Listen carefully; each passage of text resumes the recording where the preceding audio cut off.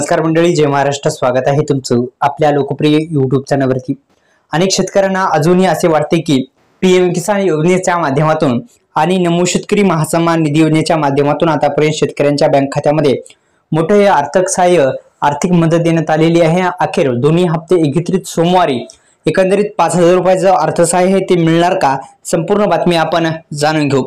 तर मित्रांनो, केंद्र सरकार आणि राज्य सरकारच्या माध्यमातून ह्या योजना दोन्ही राबवल्या जातात. जसं की पीएम किसान योजना ही केंद्र सरकारकडून आणि नमो शेतकरी योजना ही राज्य सरकारकडून दोन्ही योजना राबवल्या जातात.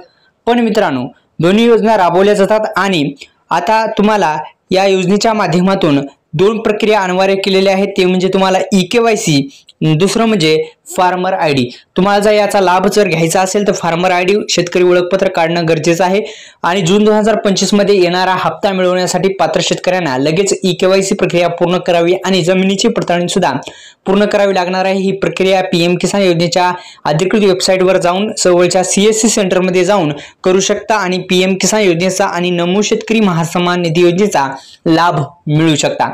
मित्रांनो, आता दोन्ही हप्ते सोमवारी मिळण्याची शक्यता आहे. एकंदरीत मित्रांनो, आता दोन्ही हप्त्याच्या माध्यमातून शेतकऱ्यांच्या बँक खात्यामध्ये EKYC प्रक्रिया जी आहे ती पूर्ण करणं गरजेचं आहे.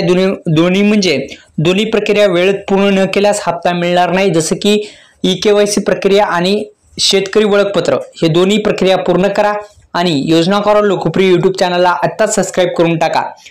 मित्रांनो, ही दोन्ही कामे करणं अनिवार्य आहे. आपण अनिवार्य कामे केलीच पाहिजेत आणि सरकारच्या माध्यमातून विविध प्रकारच्या ज्या योजनेचा लाभ मिळवायचा असेल तर शेतकरी ओळखपत्र काढणं पण फार गरजेचं आहे.